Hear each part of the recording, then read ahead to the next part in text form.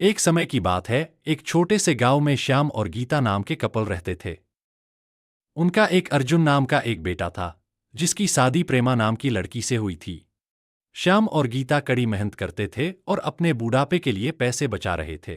प्रेमा बहुत लालची लड़की थी और हमेशा अपने लिए और चीजें चाहती थी।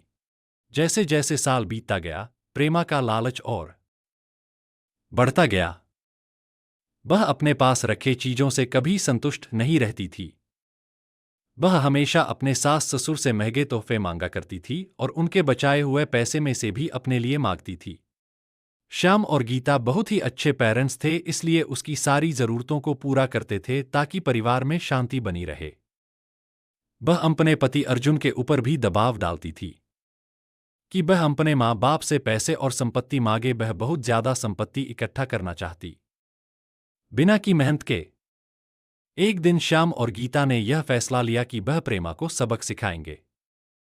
वह उसे बुलाते हैं और बोलते हैं, ली बेटा, हमें तुमसे कुछ जरूरी बातें करनी है।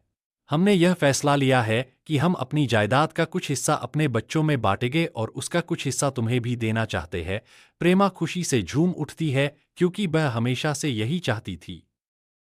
लेकिन श्याम और गीता की मन में कुछ और ही चल रहा था। उन्होंने एक पत्थर से भरा हुआ बैग उसे दे दिया और बोला, बेटी, यह तुम्हारे हिस्से की संपत्ति है। प्रेमा उस बैग को देखकर गुस्सा हो गई। उसने उस पत्थर से भरे बैग को जमीन पर फेंका और जोर से चिल्लाती हुई बोली कि मेरी मजाक उड़ने की तुम्हारी हिम्मत कैसे हुई? मुझे पैसे चाहिए, ये पत्थर नहीं।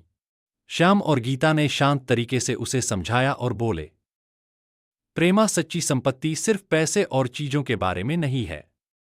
यह प्यार, दया और कुछ भी तुम्हारे पास है, इसके उसके लिए आभारी होने के बारे में है। हमने हमेशा तुमसे प्यार किया है और तुम्हारी देखभाल की है, और यह पैसों से भी अधिक कीमती है। प्रेमा को एहसास हुआ कि वह लालच में कितनी अंधी हो गई थी। उसको अपने किए गए बर्ताव के लिए पछतावा होने लगा। उसने अपने सास और ससुर से माफी मांगी और अपने तरीके बदलने का वादा किया। उस दिन के बाद उसमें बदलाव आया और वह एक अच्छी बहू बन गई। प्रेमा के बदलाव की बात पूरे गांव में फैल गई और सभी ने एक बेहतर इंसान बनने के लिए उसकी प्रशंसा की। प्रेमा अपने परिवार का ख्याल रखते हुए और उनके बीच मिले प्यार के लिए आभारी होकर हमेशा खुश रहने लगी। सच